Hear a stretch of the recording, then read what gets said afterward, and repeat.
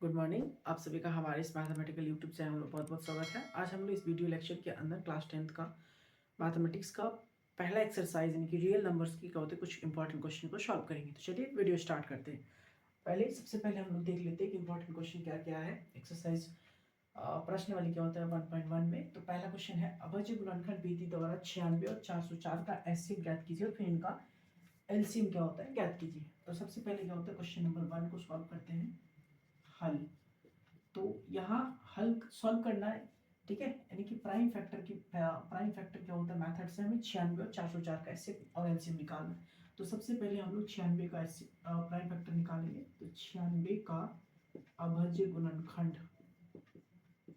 96 का अभाज्य गुणनखंड, तो पहले इसको प्राइम फैक्टर करेंगे। तो सबसे पहले ये 2 से डिवाइड हो जाएगा, 4 दूनी 8, 8 दूनी 16, 2 दूनी 4, 4 दूनी 8, 2 एक कम दे, 2 दूनी 4, 6 दूनी 12, 2 3 दूनी 6। ठीक है, प्राइम फैक्टर का मतलब होता है कि किसी भी संख्या को प्राइम संख्या के गुणनखंड के रूप में व्यक्त करना। तो ये हो जाएंगे आपका 2 into 2 into 2 into 2 into 2 into 3। ठीक है, 1 2 3 4 5, 1 2 3 4 5 और 3।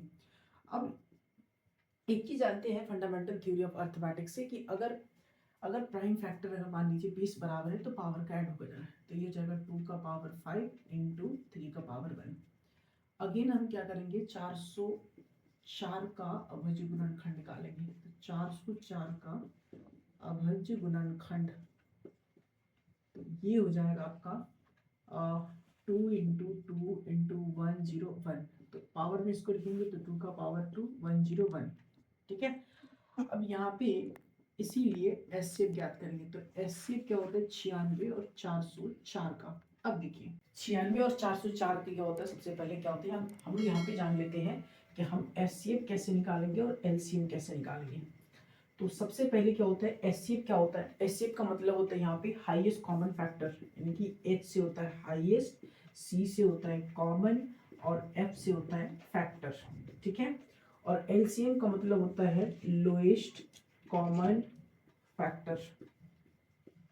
ठीक है, यानी सबसे पहले हम देखेंगे कि दोनों के प्राइम फैक्टर में जो मिनिमम पावर वाले होंगे उसका जो मल्टीप्लिकेशन होगा वो एचसीएफ के बराबर होगा, और जो मैक्सिमम पावर वाले होंगे उसका मल्टीप्लिकेशन क्या होता है एलसीएम के बराबर होगा। तो यहाँ पे हम देख सकते हैं 2 का पावर 5 और यहाँ पे 2 का पावर 2। तो यहाँ पे मिनिमम जो है वो 2 का पावर क्या होता है 2 है, इनटू यहाँ पे 101 का जो पावर है वो 1 है। तो यहाँ पे हम मिनिमम पावर क्या होता है, यहाँ पे मिनिमम पावर क्या होता है 101 का पावर 0 लिख सकते हैं। और यहाँ जो है हम लोग 3 का पावर 1 है, तो यहाँ पे 3 का पावर क्या होता है 0 होगा। तो मिनिमम पावर हो जाएगा 101 का पावर 0 इंटू 3 का पावर 0। ठीक है, और किसी भी संख्या का पावर क्या होता है 0, इसका मतलब इसका वैल्यू 1 होता है। तो ये 2 का पावर क्या होता है 2 मतलब 4, यानी कि एचसीएफ जो होगा 96। तो इसीलिए एचसीएफ क्या होता है 96 और 404। तो इनका एचसीएफ जो हो जाएगा वो 4 हो जाएगा। अब एलसीएम यहाँ पे ज्ञात करेंगे। तो एलसीएम क्या हो जाएगा, तो एलसीएम जो होगा, एलसीएम किसके बराबर होगा, तो दोनों के प्राइम फैक्टर में। सबसे पहली चीज ये उनका प्राइम फैक्टर है जो पावर के फॉर्म में है। तो इन दोनों की क्या होता है प्राइम फैक्टर में हम देखेंगे कि मैक्सिमम पावर वाले क्या होते हैं कॉमन फैक्टर कौन सा है। तो मैक्सिमम पावर वाले क्या होता है 2 का पावर 5 है। तो सबसे पहले 2 का पावर 5, उसके बाद 3 का पावर 1 यहाँ पे है और 3 का पावर 0 है। तो 3 का पावर 1 क्या होता है मैक्सिमम है, और यहाँ पे 101 का पावर 1 है, यहाँ पे 100 क्या होता है 1 का पावर 0 है। तो मैक्सिमम क्या होता है ये है। तो 101 का पावर क्या होता है 1 हो जाएगा।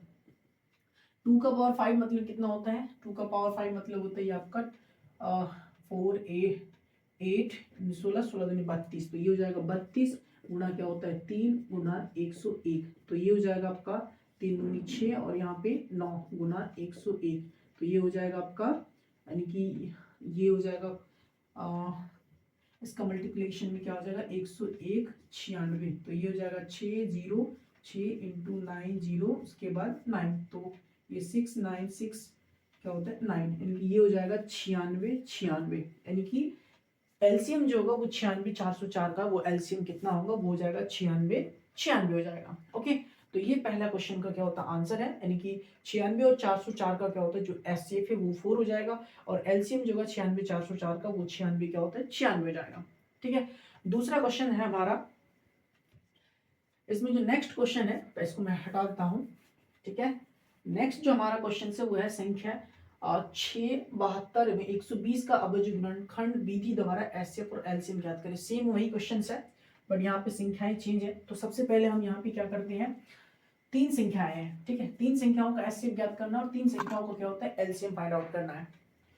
तो सबसे पहले क्या होता है बारी बारी से उनका प्राइम फैक्टर निकालेंगे। तो चूंकि 6 का अभाज्य गुणनखंड, 6 का अभाज्य गुणनखंड, तो 6 का जो प्राइम फैक्टर हो जाएगा वो 2 × 3 हो जाएगा, ठीक है। उसके बाद जो नेक्स्ट जो संख्या है वो 72 है। तो यहाँ पे लिखेंगे चूंकि 72 का अभाज्य, ठीक है, गुणनखंड, तो ये 72 यानी कि ये हो जाएगा आपका 36 दूनी 72। इसको अगर हम प्राइम फैक्टर निकालेंगे तो ऐसे 36 दूनी 72, 18 दूनी 36, 9 दूनी 18, तिया कितना होता है 9 होता है। तो इसका प्राइम फैक्टर जो हो जाएगा वो हो जाएगा आपका 2 × 2 इंटू अगेन फिर क्या होता है 2 × 3 × 3, ठीक है।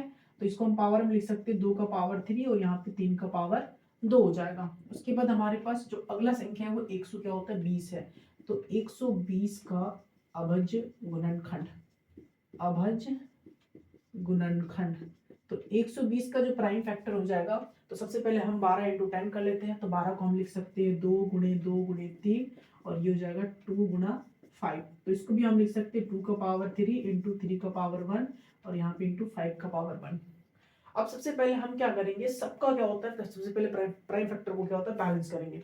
आप देख सकते हैं यहाँ पे इसमें 2 का पावर 1 है, 3 का पावर 1 है, 2 का पावर 3 है, 3 का पावर 2 है, इसमें भी 2 है, इसमें भी 3 है, इसमें भी 2 है, इसमें भी 3 है, यहाँ पे भी 2 है, यहाँ पे भी 3 है, लेकिन यहाँ 5 नहीं है। तो यहाँ 5 का पावर 0 और यहाँ पे भी हम क्या करेंगे 5 का पावर 0। ओके, अब यहाँ पे जो एचसीएफ निकालेंगे वो एचसीएफ कुछ इस प्रकार से होगा 6, 72, 120, इन तीन संख्याओं का एचसीएफ क्या होगा। तो हमने क्या बताया, इसका प्रोसेस क्या है कि अभाज्य गुणनखंड में आपको देखना है कि जो कॉमन फैक्टर है उसमें मिनिमम पावर क्या है। तो मिनिमम पावर को आपस में मल्टीप्लाई कर देंगे, हमारा एचसीएफ मिल जाएगा। तो यहाँ पे देखिए 2 का पावर 1 है, यहाँ पे 2 का पावर 3 है, यहाँ पे 2 का पावर 3, तो मिनिमम क्या है 2 का पावर 1 है। 3 का पावर 1 है, 3 का पावर 2 है, 3 का पावर 1 है, तो मिनिमम कौन है 3 का पावर क्या होता है 1 है। 5 का पावर 0 है, 5 का पावर 0 है, 5 का पावर 1 है, तो मिनिमम हो जाएगा सबका 5 का पावर 0। तो ये हो जाएगा 2 का पावर 1, 3 का पावर 1 और 5 का पावर 0, मतलब ये हो जाएगा 1। तो ये हो जाएगा 3 दूनी 6, यानी कि एचसीएफ क्या होता है 6, 72 और 120 का जो एचसीएफ होगा वो हो जाएगा सबका 6। क्योंकि एलसीएम क्या होगा इसका 6, 72, 120, इसका एलसीएम क्या होता है मैक्सिमम पावर वाले लेंगे। तो यहाँ क्या होता है 3 का पावर 1, 3 का पावर मैक्सिमम क्या है, तो 2 वाली संख्या में मैक्सिमम पावर 2 का पावर 3 है, 3 वाली संख्या में मैक्सिमम पावर क्या होता है 3 का पावर 2 है, और 5 में क्या होता है इसका मैक्सिमम पावर 1 है। तो ये हो जाएगा 8 और ये हो जाएगा 9, ये 5। तो 8 पंचे 40 गुणा कितने 9, 4 9 कितना 36, यानी कि 360 हो जाएगा। यानी कि 6, 72 और 120 का जो एचसीएफ हो जाएगा वो हो जाएगा 6 और 6, 72, 120 का एलसीएम जो हो जाएगा वो 360 हो जाएगा। ओके, तो आप इनका स्क्रीनशॉट ले सकते हैं और हम लोग आगे क्वेश्चन में बढ़ते हैं। चलिए तीसरा जो क्वेश्चन है, ठीक है, मैं उसको ऐसे रैंडमली सॉल्व कर देता हूँ। तीसरा जो हमारा क्वेश्चन है, निम्नलिखित संख्याओं को अभाज्य गुणनखंडों के गुणनफल के रूप में व्यक्त कीजिए। प्रश्न वाली 1.1 जो है इससे पहले प्रश्न वाली 1.1 का पहला क्वेश्चन जो है ये एमसीक्यू के बेसिस पे, यानी कि 3 नंबर क्वेश्चन जो है वो एमसीक्यू बेसिस पे पूछ लेते हैं। तो मैं इसको सॉल्व करता हूँ। इसका प्राइम फैक्टर निकालना है। तो चूंकि 140 का प्राइम फैक्टर, ठीक है, 140 का अभाज्य गुणनखंड, तो ये अभाज्य गुणनखंड, तो सबसे पहले ये 14 इंटू क्या होता है 10 में इसको फैक्टर करते हैं। तो 14 इंटू 10 में फैक्टर करेंगे तो सबसे पहले ये हो जाएगा, चलिए इसको मैं ऐसे लिखता हूँ 14 इंटू 10, तो 2 इंटू 7, 2 इंटू 5, तो ये हो जाएगा 2 का पावर 2, 5 का पावर 1 इंटू 7 का पावर 1। तो ये हमारे पास क्या है 140 का प्राइम फैक्टर है। आगे जो क्वेश्चन है वो है 156 का अभाज्य गुणनखंड, अभाज्य गुणनखंड, तो ये हो जाएगा आपका 2 से कटेगा, ठीक है। तो 2 7 दूनी 14, 8 दूनी कितना, मैं इसको यहीं पे बना लेता हूँ, 7 दूनी 14, 8 दूनी 16, 3 दूनी 6, 9 दूनी 18, 3 कम 3, 3 3 9। तो ये हो जाएगा कुछ इस प्रकार के 2 इंटू 2 इंटू 3 इंटू क्या होता है 13। तो ये 2 का पावर 2 इंटू 3 इंटू 13, ये हो जाएगा 156 का प्राइम फैक्टर। नेक्स्ट क्वेश्चन जो है वो है 38-25 का अभाज्य गुणनखंड। अभाज्य गुणनखंड मैं शॉर्ट में लिख रहा हूँ। तो ये 5 से कटेगा, क्योंकि 5 का डिविजिबिलिटी का रूल्स क्या होता है कि अगर अंतिम संख्या 5 है या फिर 0 है, ठीक है, तो वो संख्या 5 से क्या होता है डिवाइड हो जाएगी। या दो संख्या 5 है तो पहली जगह 5 7 35, 35 उसके बाद क्या होता है 3, तो 5 6 30, 5 5 25, फिर 5 से जाएगा 5 एकम 5, 5 5 25, फिर 5 5 25, 5 से फिर अगेन जाएगा 5 तिया 15, 5 एकम 5 तिया 15, सॉरी 5 एकम 5, ठीक है, 2 बचा 5 5 25, उसके बाद यहाँ 3 होगा, सॉरी 5 तिया 15, ठीक है, उसके बाद ये 3 से चला जाएगा 5 तिया 15, उसके बाद 3 एकम 3, उसके बाद 3 17 51, ठीक है। तो ये इसका प्राइम फैक्टर जो होगा वो जाएगा 3 इंटू 3, ठीक है, 5 इंटू 5 इंटू 17। तो इसको पावर में लिख देंगे 3 का पावर 2, 5 का पावर 2 इंटू 17। ये हो जाएगा हमारे पास क्या होता है 38-25 का क्या होता है प्राइम फैक्टर। नेक्स्ट जो क्वेश्चन है वो है 505 का क्या होता है अभाज्य गुणनखंड। अभाज्य गुणनखंड तो ये कुछ इस प्रकार से होंगे, ये 5 से कट जाएगा तो इनकी इसका मतलब ये 5 होगा, और उसके बाद इसको सॉल्व करते हैं तो ये हो जाएगा 5 एकम 5 0 0, 5 एकम 5 7 से 7 एकम 7, ठीक है, उसके बाद 3 बचता है 4 7 28, उसके बाद 7 तिया 21, उसके बाद क्या होता है 7 एकम 7, 4 7 28, 2 3 7 21, और उसके बाद 11 से, तो 11 कम 11 बचता कितना है 3, 11 तिया 33, तो इसका प्राइम फैक्टर हो जाएगा 5 इंटू 7 इंटू 11 इंटू क्या होता है 13। ये हो जाएगा इसका, यानी कि 5005 का क्या होता है प्राइम जो अभाज्य गुणनखंड है वो 5 इंटू 7 इंटू 3 हो जाएगा। नेक्स्ट जो क्वेश्चन है वो है 74-29 का अभाज्य गुणनखंड, ठीक है, इसको आप लोग सॉल्व कर लीजिएगा, कुछ इस प्रकार से बनेगा। ये हो जाएगा सर आपका 17 गुणे 29 गुणे क्या होता है 22 19, ठीक है, ये इनका क्या होता है प्राइम फैक्टर होगा। तो इसको आप रैंडमली 17 से डिवाइड कीजिएगा, आपको ऐसी संख्या मिलेगी जो 19 से डिवाइड करने पर आपको मिल जाएगा कितनी 23 हो जाएगा। तो ये क्वेश्चन नंबर हमारा क्या होता है तीसरा है, जो बहुत ही क्या होता है इंपॉर्टेंट है एमसीक्यू के बेसिस पे, जो कंपलसरी 30 क्वेश्चन के होते हैं पूछे जाते हैं उसके लिए, ठीक है। आप इनका पॉज करके स्क्रीनशॉट ले सकते हैं। आगे बढ़ते हैं हम लोग। उसके बाद चौथा क्वेश्चन आसान है, तो चौथा क्वेश्चन के लिए हमें क्या होता है सबसे पहले एचसीएफ से रिलेटेड क्या होते हैं फॉर्मूला को जानना होगा। देखिए दो संख्याओं का जो गुणनफल होता है उन दोनों संख्याओं के एचसीएफ और एलसीएम के बराबर होता है। तो आप यहाँ पे नोट रखें, मैं इसको लिख देता हूँ। क्वेश्चन नंबर 4 यहाँ पे डायरेक्टली सोल्यूशन करते हैं। सबसे पहले फॉर्मूला को नोट रखिए, एचसीएफ किन्हीं भी दो नंबर का, फिर उसके एलसीएम को किन्हीं भी मतलब सेम नंबर्स की क्या होता है एलसीएम और एचसीएफ को आपस में मल्टीप्लाई करेंगे तो उन दोनों संख्याओं के गुणनफल के बराबर होगा।